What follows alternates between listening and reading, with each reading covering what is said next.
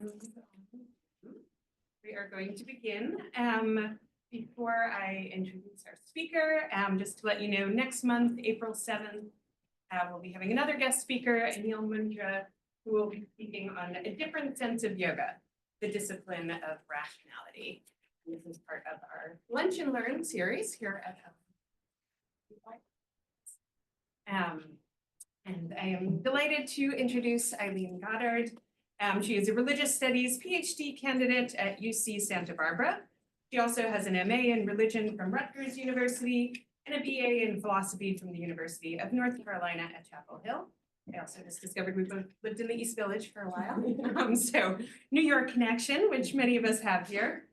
Her dissertation research, which she will speak about today, focuses on the 16th century Gauḍīya Vaiṣṇava tradition and comparatively analyzes Indian religious constructions of perfected minds and bodies. Eileen's broader research interests include Hindu and Indian philosophies, bhakti traditions, classical Sanskrit, aesthetic theory, Ratha theory, and gender and sexuality. Her talk today, entitled Meditating on Kṛṣṇa in Yoga, Practice and Perfection, explores the question, how do practitioners use, detach from, transcend, and even transform their minds and bodies through meditation? And for those of you in my Traditions of Yoga class, we have been talking a lot recently. We've been reading the Bhagavad Gita and speaking about devotion to Kṛṣṇa, also comparing this with the Yoga-Sutra. And so Eileen will speak to these ideas and how they kind of come together in the 16th century Gauḍīya Vaiṣṇava tradition. I noticed someone in the chat that your sound was Gabby says Gabby and Katie said they don't hear that echo, so it might be. I wonder if it's their computer. Is there a charge over? There's a plug back here. There's a plug. Thank you. Welcome. right. So some of you are studying. I heard from Zoe that some of you are studying Yoga-Sūtras and the Bhagavad Gita. So raise your hand if you're. Okay. So I'm excited to be here today. We'll be asking you to help answer things. But yeah, so I am writing my dissertation right now at UCSB, and it is centering the Gauḍīya Vaiṣṇava Kṛṣṇa devotional tradition that I'm going to be introducing you all to. Is anybody already familiar with that tradition? You're reading the Bhagavad Gita. You're familiar with Kṛṣṇa. So this is a tradition that really systematizes a Kṛṣṇa theology that we're going to talk about. And so for the purposes of this talk, I'm a comparativist at heart. So my dissertation is putting Gauḍīya Vaiṣṇava philosophy in conversation with a couple different philosophical, yogic, and tantric traditions. And the tradition that we're going to be looking at comparatively today is the Patanjali yoga tradition and the Yoga-Sutra. So we're going to be looking at meditation in the Gauḍīya tradition in comparison with the Yoga-Sutra. But first, I'm going to introduce the Gauḍīya tradition to you. And that's the way that the talk will work, because I know some of you will not be. And so what I first want to introduce about the Gauḍīya tradition is that it is inspired by this particular figure known as Chaitanya. So usually depicted how we see him here on the left with golden skin. The tradition views him as being the embodiment of the male deity Kṛṣṇa and his female consort Radha in the same body. And so he's often depicted how we see him there on the right, dancing, singing, and going into ecstatic trances, where he goes into Kṛṣṇa's transcendental realm. And we're going to see a little overlap with that with some of the meditation techniques and effects that I'm going to talk about today. And so this is the figure who inspired this tradition, but he didn't really leave a lot of writings. So who did is the 6 Gosvāmins of Vrindavana, or Vrindavan. And I know we can't see, but I can also just say what we're missing. And so these are the 6 people who were disciples of Chaitanya, who basically settled in Vrindavan in the 16th century. And they settled in Vrindavan alongside other Vaishnava devotional schools. So the Gaudiyas were not the only ones to develop these systems of Kṛṣṇa religious practice, but what's really unique about the Gauḍīya tradition and why I love researching them is because they really have such a rich philosophical tradition where they're interweaving Vedantic philosophy with bhakti. And the way that they do that in sort of the wonderful corpus of literature makes it such a fun tradition to research. So, we're going to be looking at some of the meditation we're going to talk about is coming from the writings of Jīva Gosvāmin.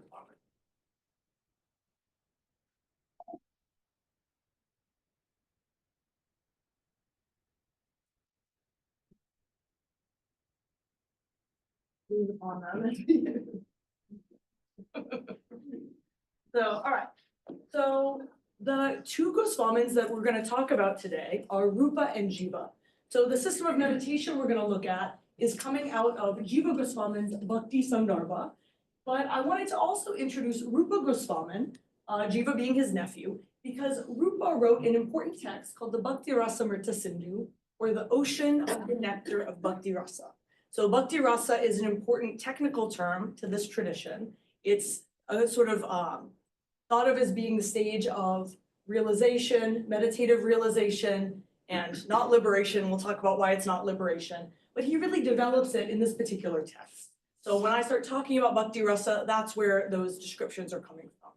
But then we're going to look at Jīva Gosvāmin also, because he wrote this whole list of 6 philosophical treatises.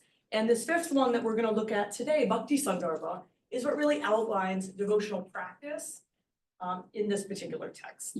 And so that's going to be helpful to us for the purposes of today. And so with that said, I wanted to mention the way that the Gauḍīya tradition theorizes Kṛṣṇa. So Kṛṣṇa is the supreme Godhead, the totality of everything. And he is theorized as having 3 aspects. And the culmination of these aspects is the 3rd one we see, Bhagavan, is the complete personal Godhead, so has a form, has a body, and is specifically has the 2-armed body of Gopala Kṛṣṇa, or the cowherd Kṛṣṇa, playing the flute, etc. And so it's thought that this aspect of Kṛṣṇa has a transcendental body. So it's a body, but it's not made of matter. It's made of Sat, being, Chit, consciousness, and Ananda bliss. But it's a body, and out of that body stream infinite qualities and powers, or Shaktis. And so this Bhagavan aspect of Kṛṣṇa encompasses the other 2 aspects. And so we can see that there's a hierarchy here with Bhagavan being the complete Godhead, but it encompasses 1, Brahman, the impersonal or nirguna absolute. Can someone tell me what nirguna means? Very. Without qualities? Yeah, without qualities. So having no qualities. And so we can't really describe it. If any of you are familiar with the Upanishads and the way that the Upanishads talk about Brahman, it's sort of having that sense to it. And the way the Gauḍīya tradition views it is that Bhagavan's body glows, and that glow coming off of his body is Brahman. So that's the way they're going to theorize that. And then 2, we have Padam Atman that exists on a microcosmic level and a macrocosmic level. So the microcosmic level is that it's the divine presence that resides in the heart. And we're going to see that there's a little overlap here with the Patanjali Yoga idea of the Purusha. So Paramatma resides in the heart, but then the macrocosmic aspect of this is that Paramatma animates the universe and oversees Prakriti, realm of matter. I was going to ask, but I won't put anyone on the spot.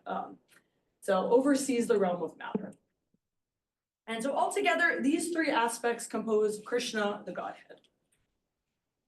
And so I also wanted to introduce the philosophical position that underlies the Gauḍīya Vaiṣṇava tradition, because it informs their understanding of devotion. Why be devoted to Kṛṣṇa? Why do these practices we're talking about? Well, part of that relates to this philosophy or this ontology when we think about what exists, how do things exist, of achintya bedha beda, or in English, inconceivable difference in non-difference.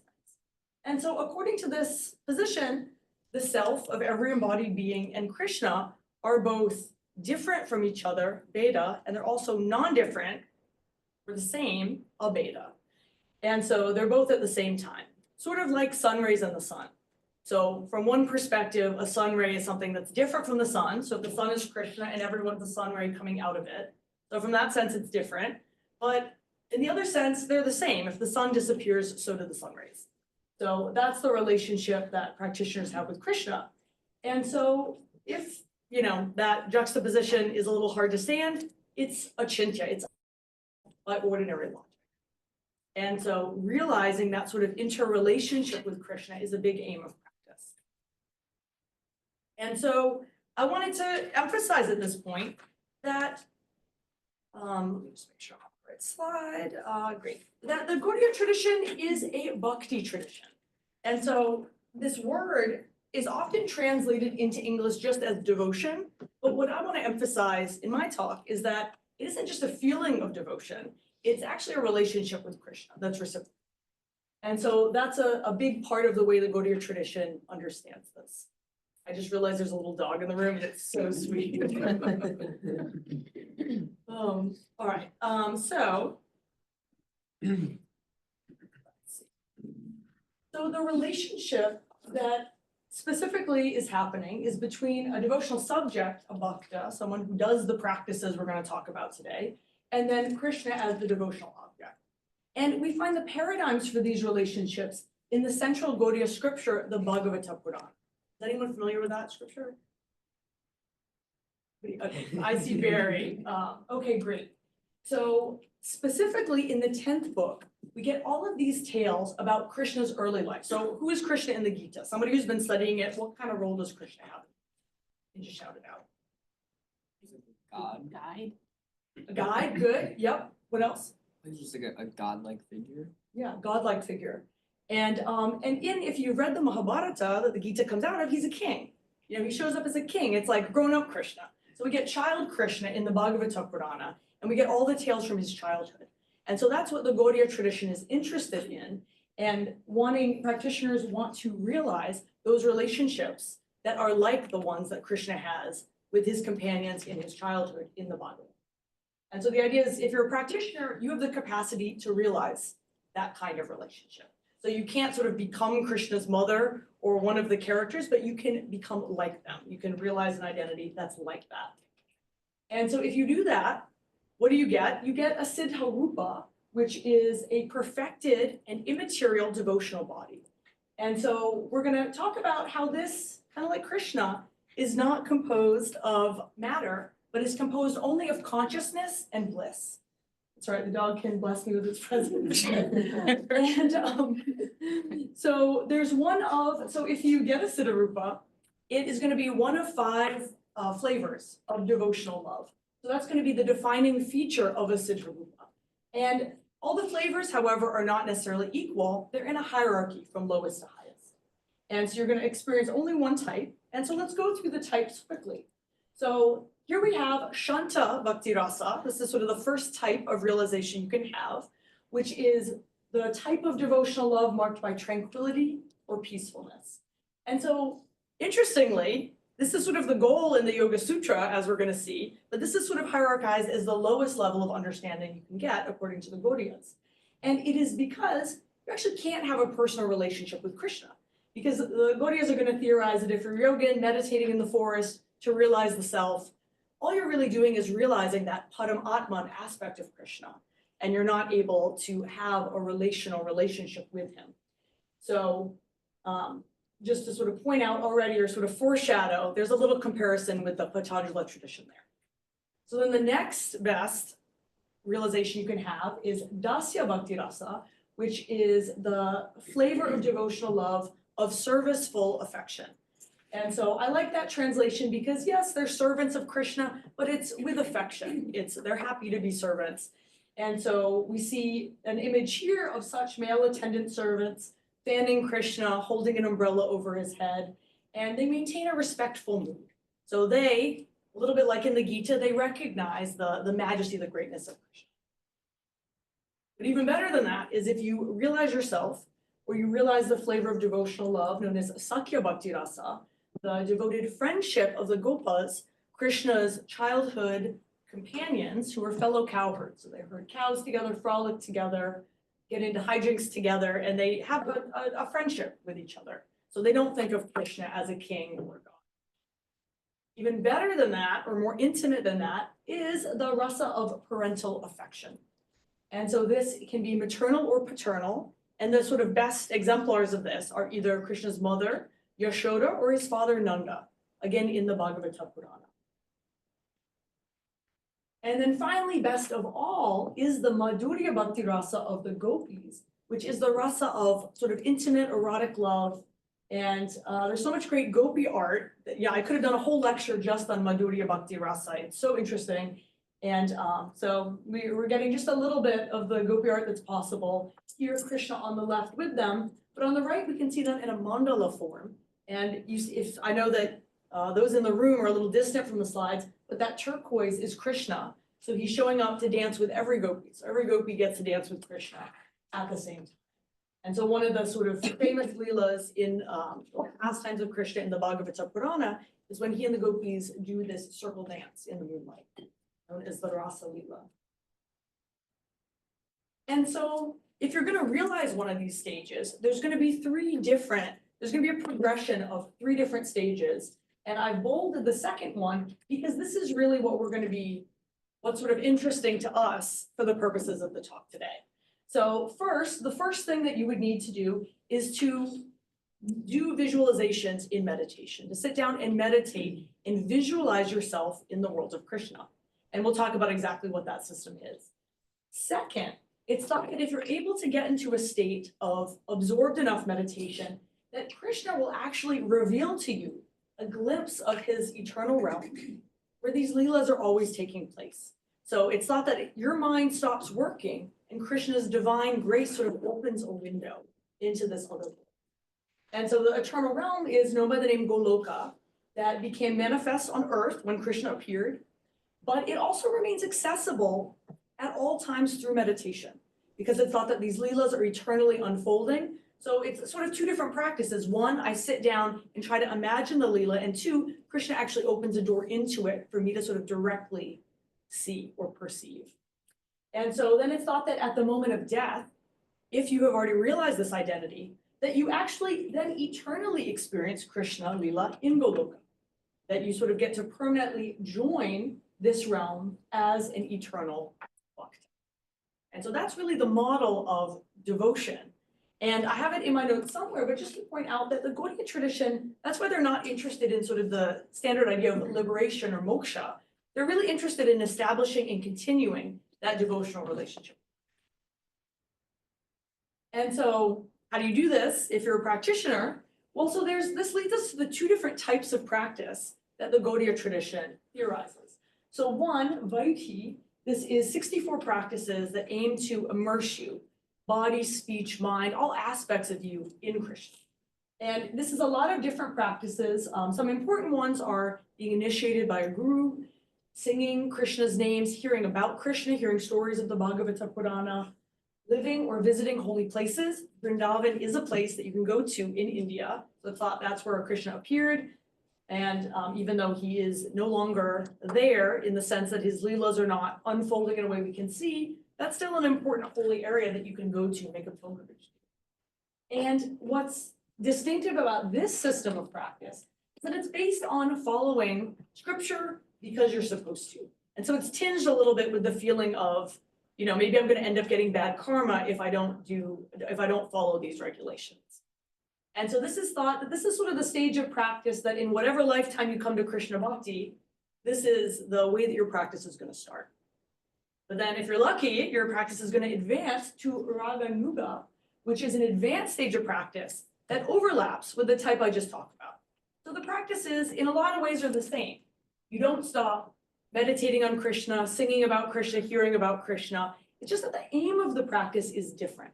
So instead of doing it because you feel like you have to, you're doing it because you are wanting to develop. You really sincerely want to develop that love for Kṛṣṇa, like those figures in the Bhagavata Purana have.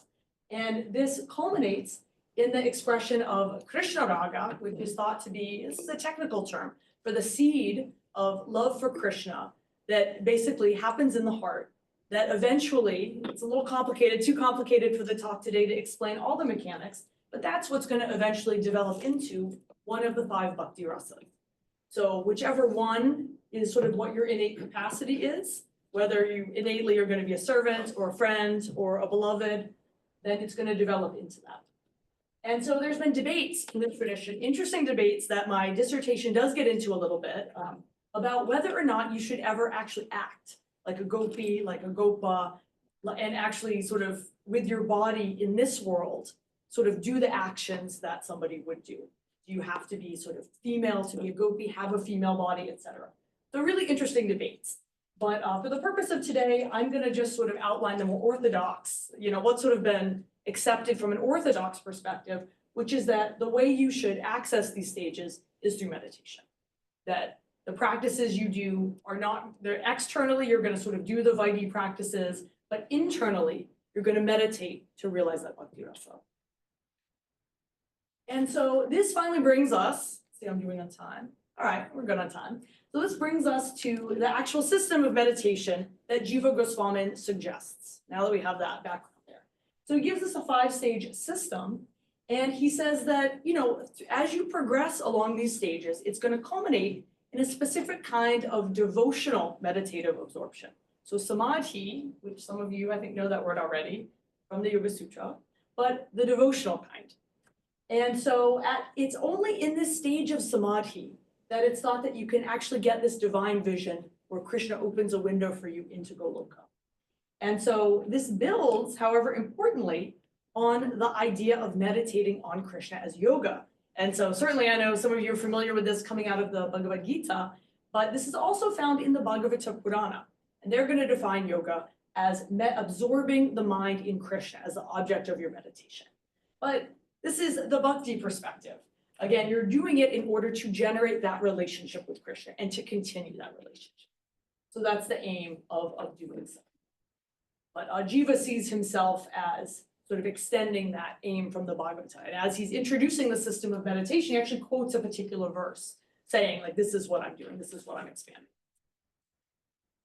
And for the record, meditation, which Jīva Gosvāmin calls smarana, or remembrance, is only for advanced practitioners. So this isn't something that's for anyone if you're just coming to Kṛṣṇa Bhakti. Ideally, it's for somebody who's already been practicing for one or more lifetimes, such that you're already starting to be purified of some of the karma that you've carried through different lives, that you're developing, that you're just sort of on your journey. So your heart is being purified, and also you have faith in Kṛṣṇa to the point that you've sort of made yourself an offering to him.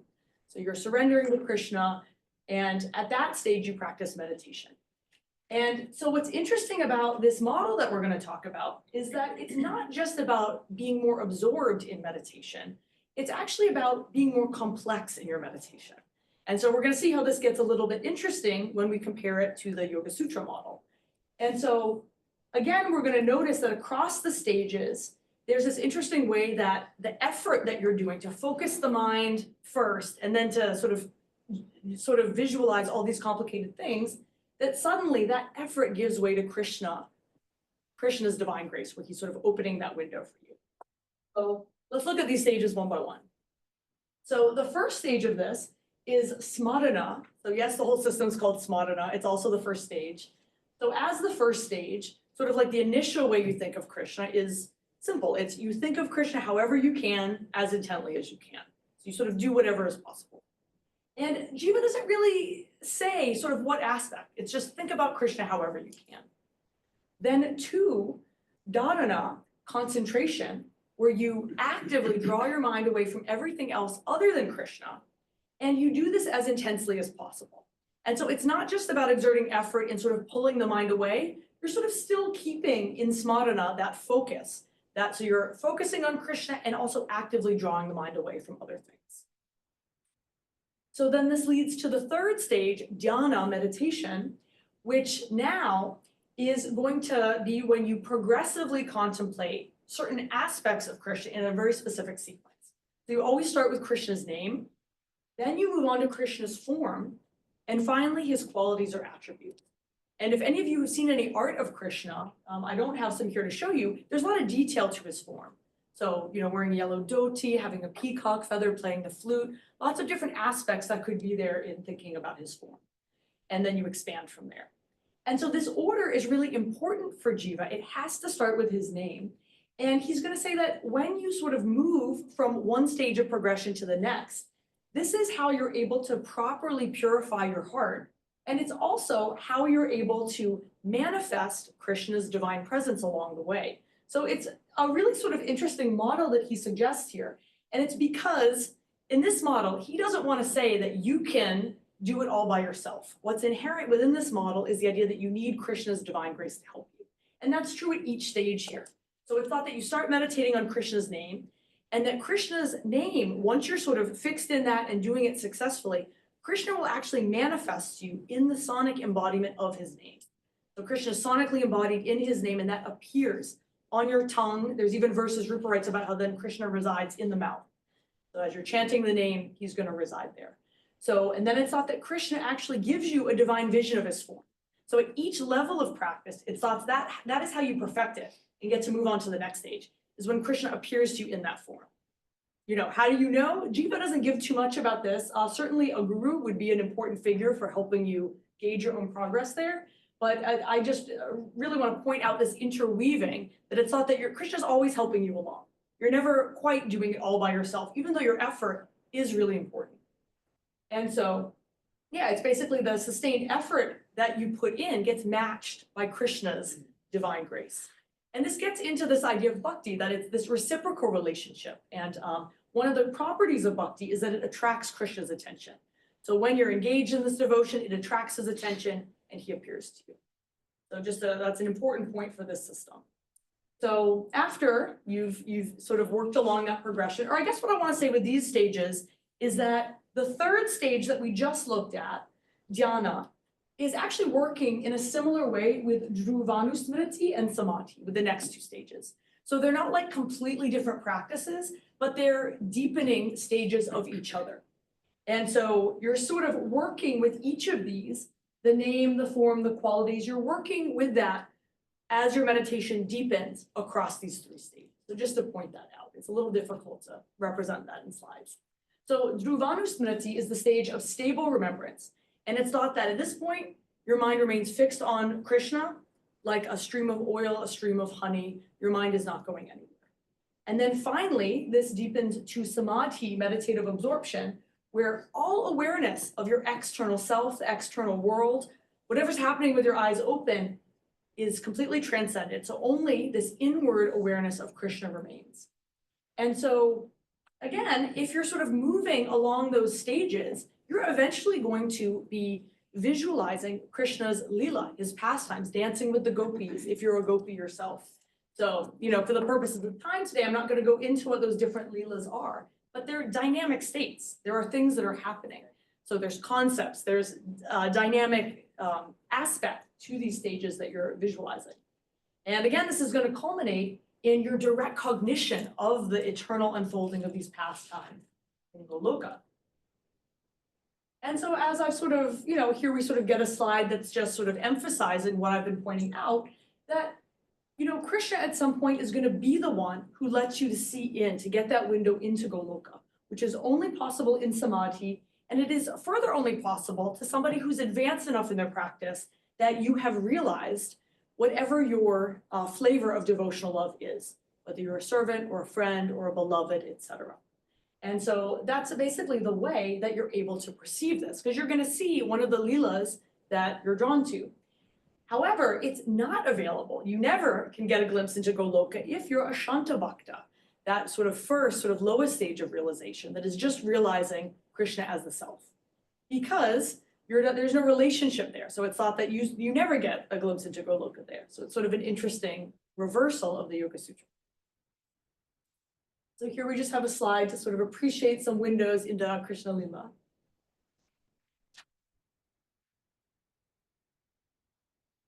And so at this point, I'm going to shift now to talk about the Patanjali yoga tradition.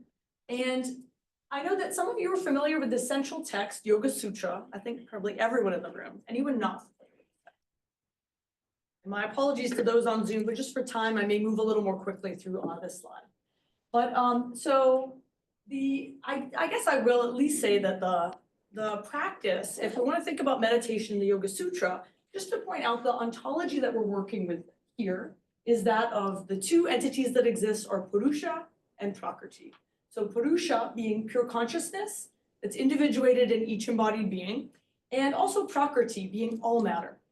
So for the purposes of thinking about meditation, I also want to just, make sure we're all on the same page that Prakriti includes gross matter and all subtle matter, including all of your thoughts. So anything that you think about with your mind is, according to the Yoga Sutra and the Patanjali tradition, it's Prakritic. And this is going to be important when we think about meditation and how it's different from the Gauḍīya system. And so, again, just sort of quickly going through how the Patanjali yoga tradition is going to think about how the mind works and how liberation works in relationship to the mind. So what I want to point out here is that we get active waves of thought that are occupying your mind basically at all times. Vrittis. We have a little wave picture there on the right that these waves are occupying the mind, that the mind is always working. And these are divided into two types in the Yoga Sutra, that they can be either detrimental, Kṛṣṇa, or non-detrimental, aklishta, to practice or progression. So maybe go so far as to say helpful. So helpful to your meditation practice. For our purposes today, we're specifically thinking about meditation practice. And so the definition of yoga that we get in this text is that it's stilling all these waves of thought. So that's an important aim for this tradition. So stilling all the waves of thought, but it's doing it, so why? So Purusha alone can shine forth. So that's the purpose. It's like that's the intended liberatory result. When you still the mind, then the Purusha can shine forth. And the technical term that they use for this ultimate goal in the Yoga Sutra is kaivalya, or aloneness. So specifically, aloneness of the Purusha no longer involved with prakriti of the mind, or prakriti of the outer world also. So that's the ultimate aim of meditation according to the Yoga Sutra. And so I'm putting here, so this is the Ashtanga or 8-limb yoga system in the Yoga Sutra. And I've put in black the limbs of it that we're going to be looking at today, and then comparing with the Gauḍīya tradition. So we're unfortunately going to be skipping over the initial 4 stages, and we're going to be picking up at the point where we're thinking about withdrawing the senses and meditating on an object. And so again, within this system, it is basically one is able to achieve that ultimate goal of liberation by deepening one's meditation to this stage in a way that I'm going to talk about now. And so starting first with pratyahara. So the Yoga Sutra in 254, in the 2nd chapter, describes this as when the senses no longer come into contact with the sense objects. So usually the senses are looking outward and making contact. The eyes are making contact with my water bottle, my phone, your faces, whatever you're looking at right now. But in the stage of pratyahara, that we don't get so much information about what does it really mean, other than the fact that one is withdrawing the senses inward.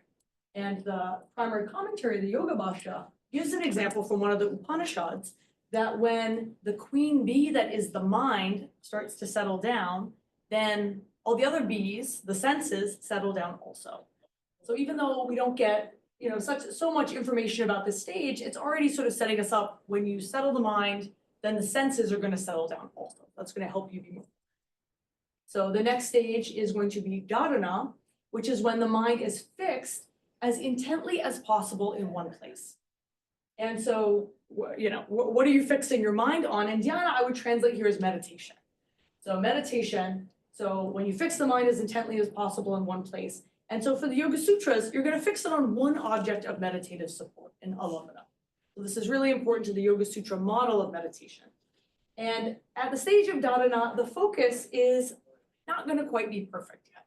So it's a little bit disrupted. I like the example of, water dripping from a faucet, or a faucet that can be shut off. And to be clear, if and when I'm meditating, it is going to be at this stage. I've never sort of gotten beyond that myself. So I wanted to say a little something more about the alambana, even though I know you're all familiar with this, for those on Zoom. So just to sort of emphasize that the object, the one object to focus the mind, here are some of the examples of what we get in the Yoga Sutra. So we get Ishvara. Somebody in this room want to tell me who Ishvara is?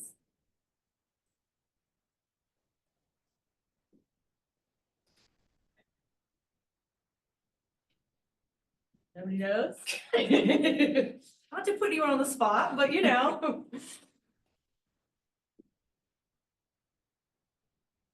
wanna help us out, Barry? The divine, godlike being figure, Yeah, or awesome. not even a figure to, Yeah, since it great. doesn't exist. Great, so thank you for that, but the point is, it's not Krishna, it's not Shiva, it's not Vishnu, there's not one particular being in particular that it is. So Ishvara is usually translated as something like Lord. So it's non-sectarian, so the Yoga Sutra is non-sectarian, there's not one particular deity. And we do get information about Ishvara in the Yoga Sutra, it's, teacher of the ancients, never touched by karma, not sort of subject to time. We get a lot of depiction of Ishvara in chapter 1. And importantly, also Om. Om is the mantra, the syllable that designates Ishvara. So meditating on Om's a pretty good alambana in the system of the Yoga Sutra. And I want to point this out since we're looking at a pretty robust theology of Krishna devotion in the other tradition that we're looking at in the Gaudiyas. And I want to point out that Ishvara is figuring in the Yoga Sutra. You never quite get away from him. So even if you're sort of meditating on non-Ishvara things, Ishvara pranidhana is still there in the niyamas. So we never can remove Ishvara entirely, but we can, in terms of meditation, you can meditate on whatever you want. So other objects could be the breath, prana, a being free from desire, like a realized guru, a sense object, anything you want, although, Om, Ishvara, these are seen by the text to be pretty good options. And so you're meditating at the stage of dharana, but the focus is broken. And this leads to dhyana, when the mind becomes one-pointed on that alambana, whatever it is, and it remains immersed with no distraction like oil or honey. Maybe sounding familiar to you from the Gaudiya text, but yeah, so remaining unbroken.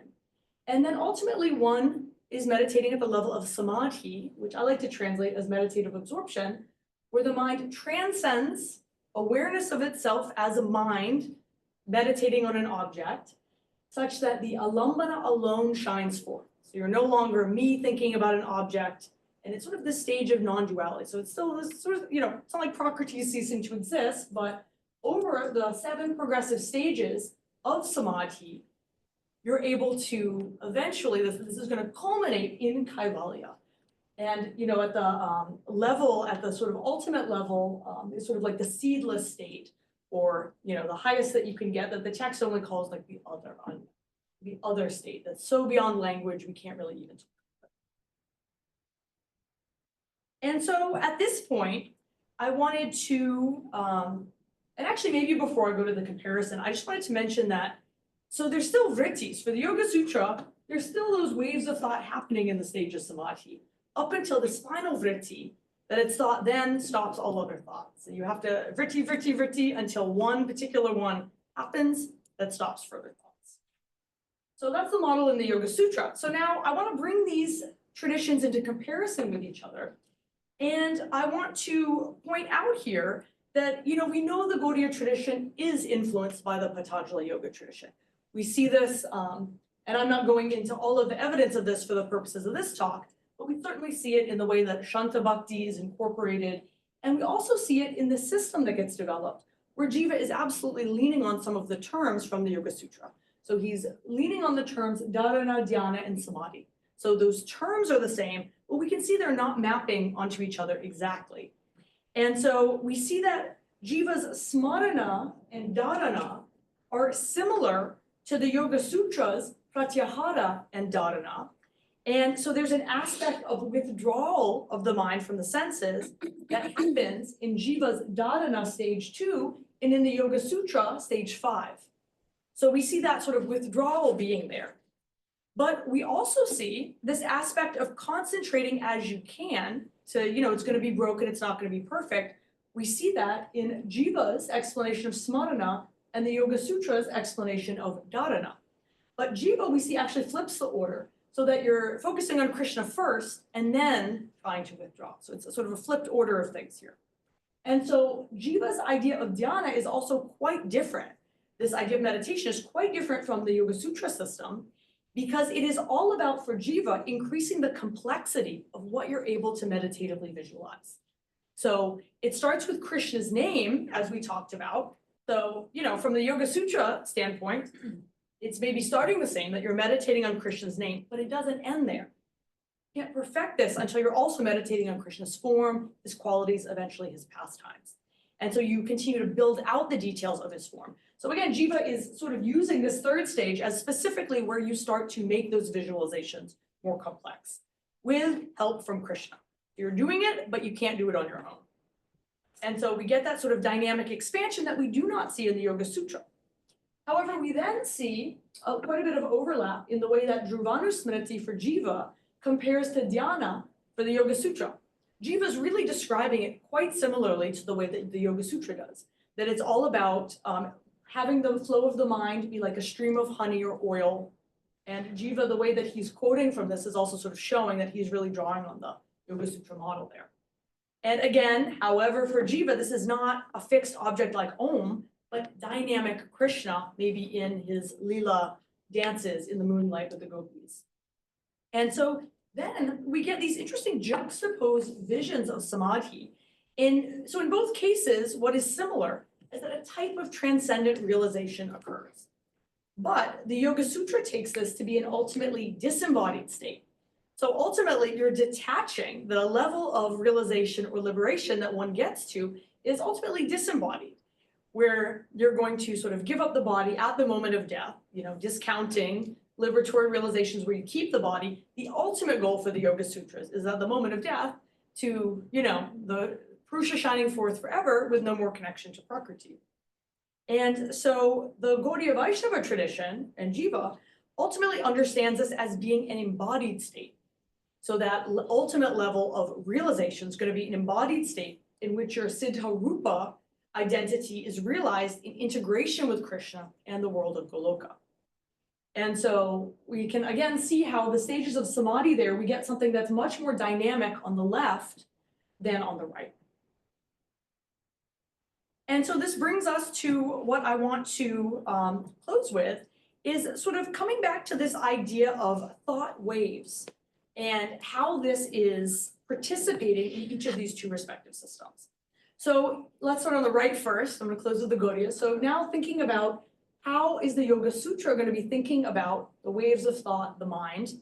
So in the Yoga Sutra, the vrittis, the waves of thought, can be either harmful or helpful to your meditation practice.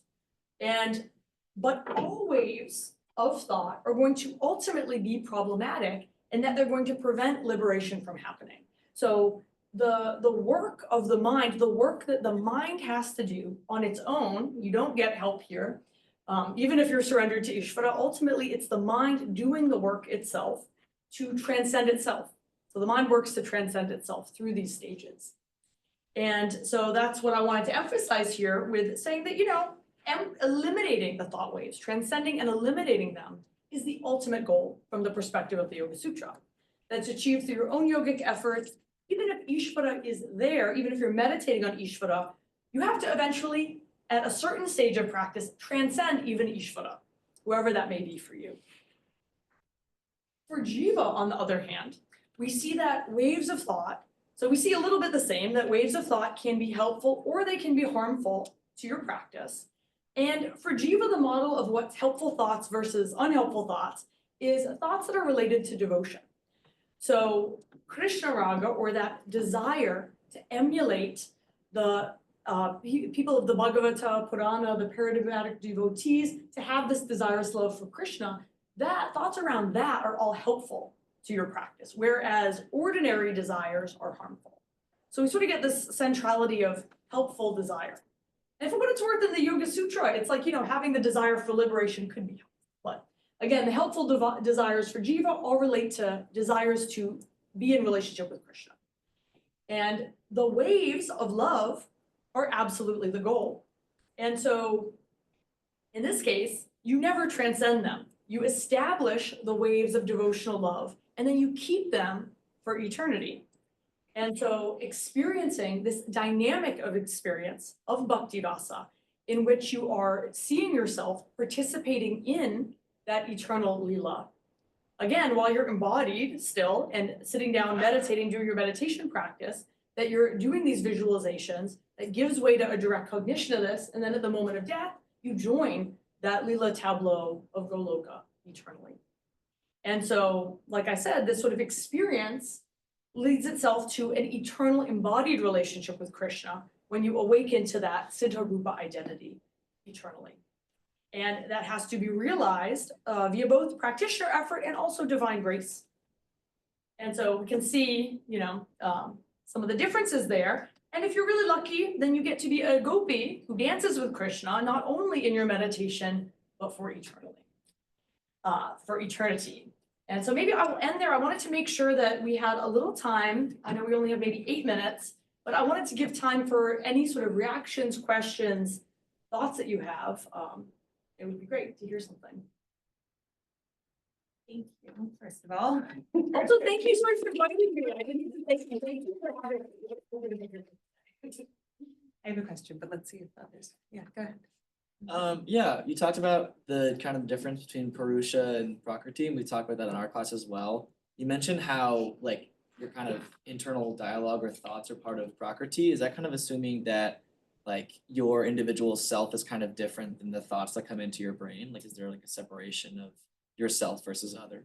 Exactly that. No, I think that's just a really good understanding of that. That yeah, it's the thoughts are sort of the sort of clutter. They're sort of cluttering the sort of shining. I like the example of it's just like a light shining. There's like nothing there, it's just a light shining is Purusha. And it's like everything else is just that noise of those. Yeah, good. Yeah, you get it.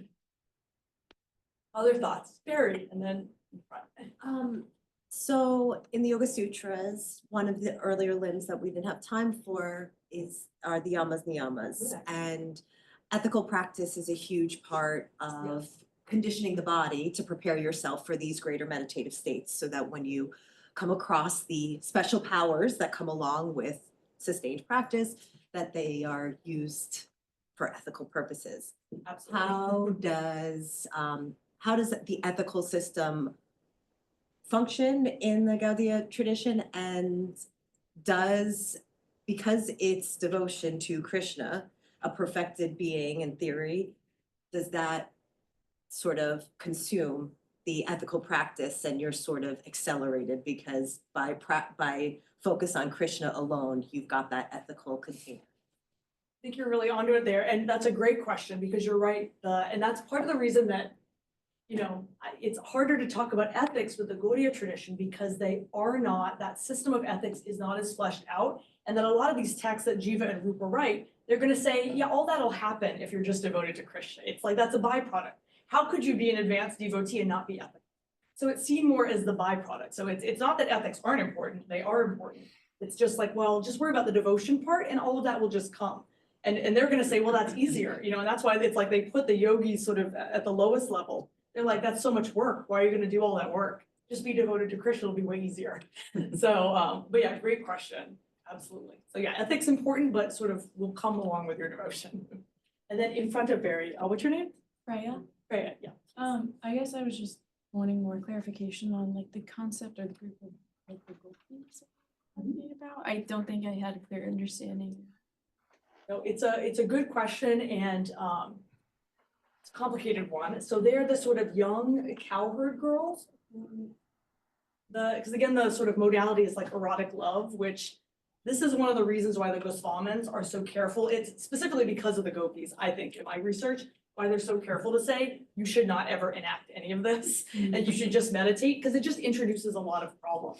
And there's actually tantric traditions like Sahajiyas and other traditions that sort of use that sort of erotic energy in different practices. And the Gauḍīya tradition is absolutely not interested in that.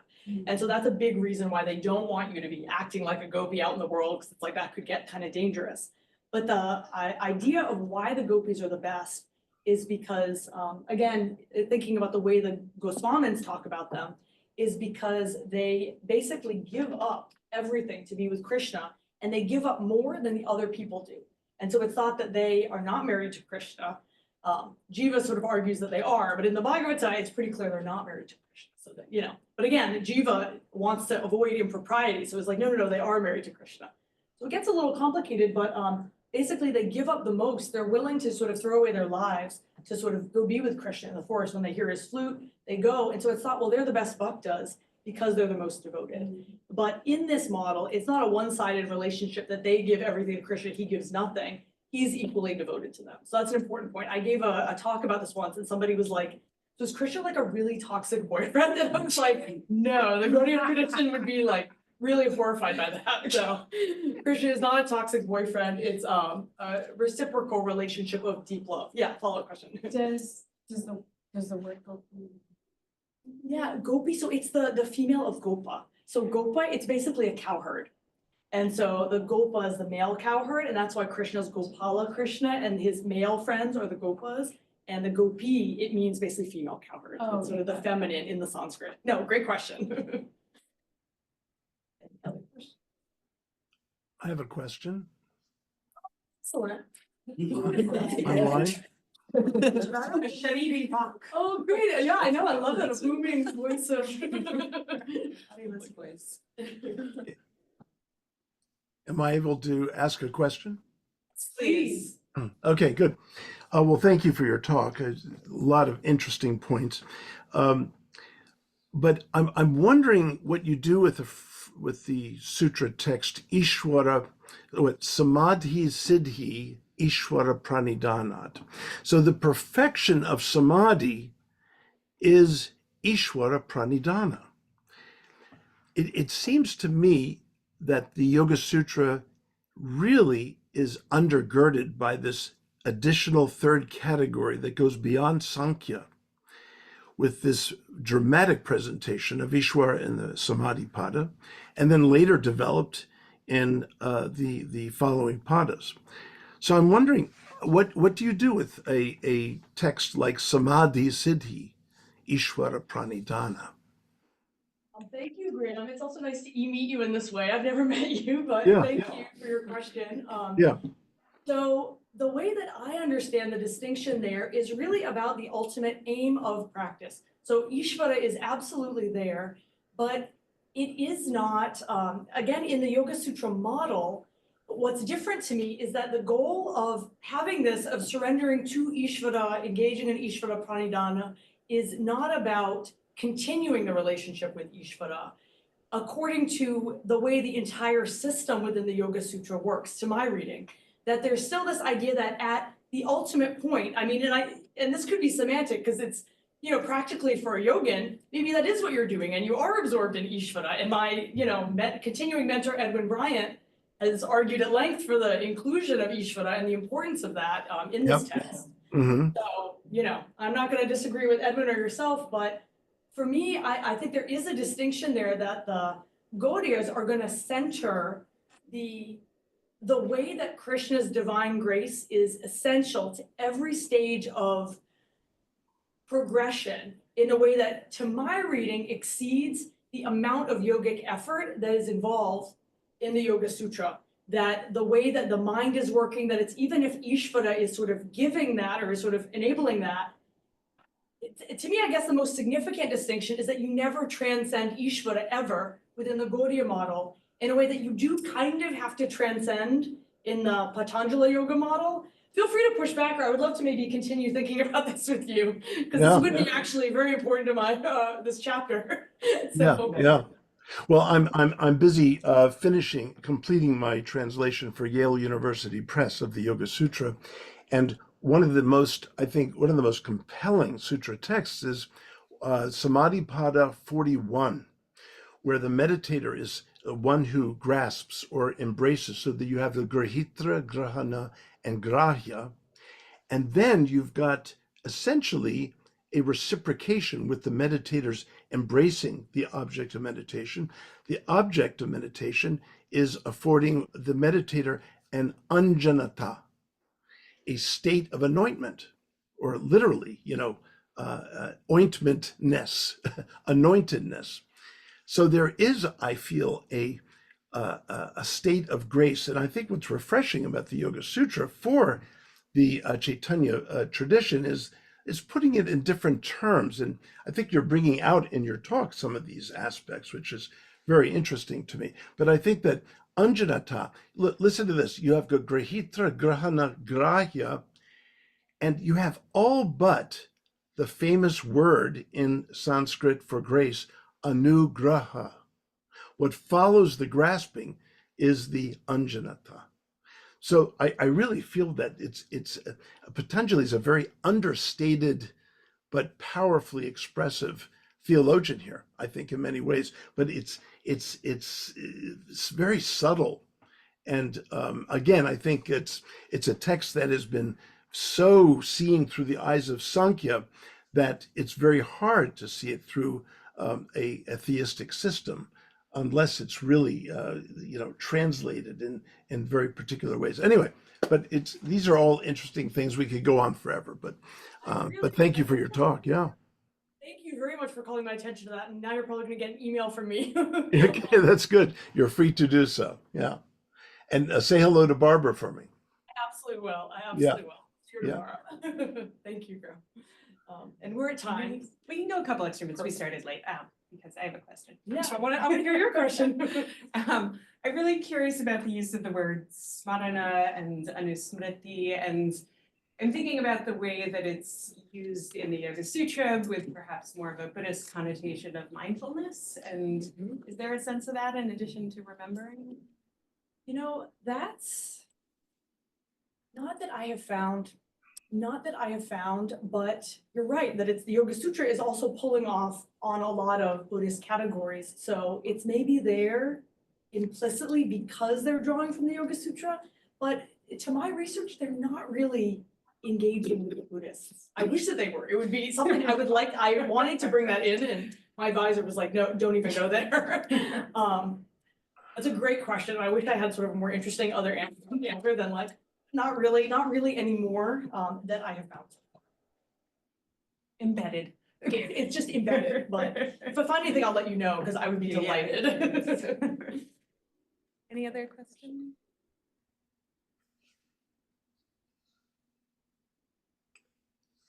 Right, well, Such a pleasure. Thank you again.